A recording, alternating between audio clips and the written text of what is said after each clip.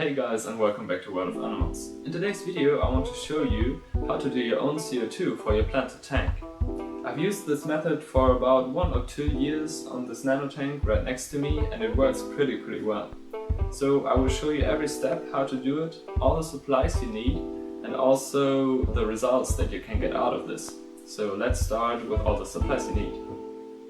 First up, you're gonna need some sugar, some cake glaze, yeast and 250 milliliters of water. And you will also need a bottle, some airline tubing, a CO2 diffuser.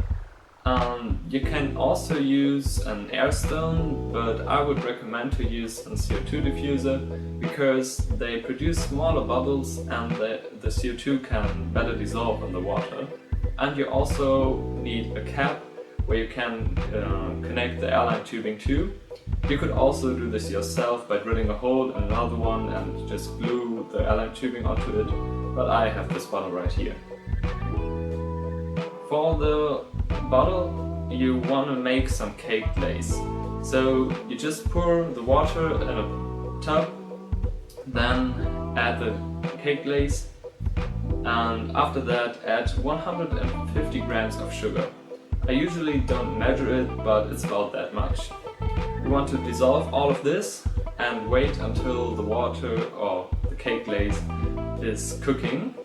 Then you can remove it from the heat and let it cool down. You want to stir it every now and then so it evenly cools down. And at a certain point where you can almost touch your tub, you can pour it through a funnel I use here into the bottle and then let it cool down so it gets pretty solid. At that point you can add the yeast. You just put it on top of the cake glaze that's now pretty solid in the bottle, and after the yeast you want to add some warm tap water. Not too hot but also not really cold, and then make sure don't to add too much water, because if you add too much, the bubbles created by the yeast will go into the airline tubing and into your CO2 diffuser, what you really don't want to happen. You can see that on my diffuser it's a little bit cloudy in there, and that's just because of that reason. I failed the last time, but it didn't ruin the diffuser, so I can still use it. And yeah, that's pretty much it. You hook up your bottle to your airline hose or to your cap and wait for a few hours, maybe 3 or 4 hours. At least then it should start producing CO2. You will see the bottle will fill up and gets pretty hard by all the pressure that's inside of it. And after a few moments the CO2 should start running. What happens inside the bottle is that the yeast produces out of water and sugar some CO2 and also some alcohol, but what we want is the CO2, of course, for obvious reasons.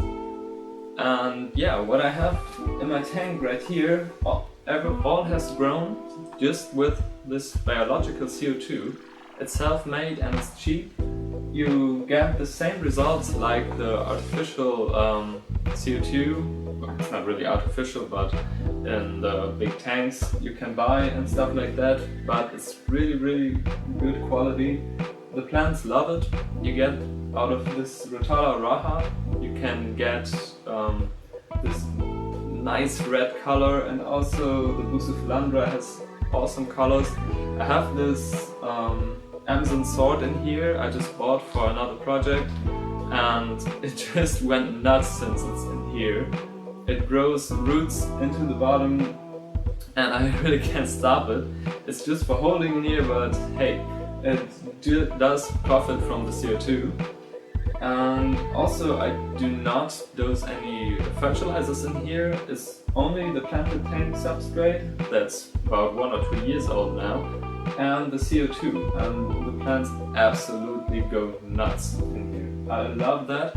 It's so cheap, and it doesn't take much to do this. You have to do it every 3 or 4 weeks. I had it run once for about 5 weeks. That was pretty good.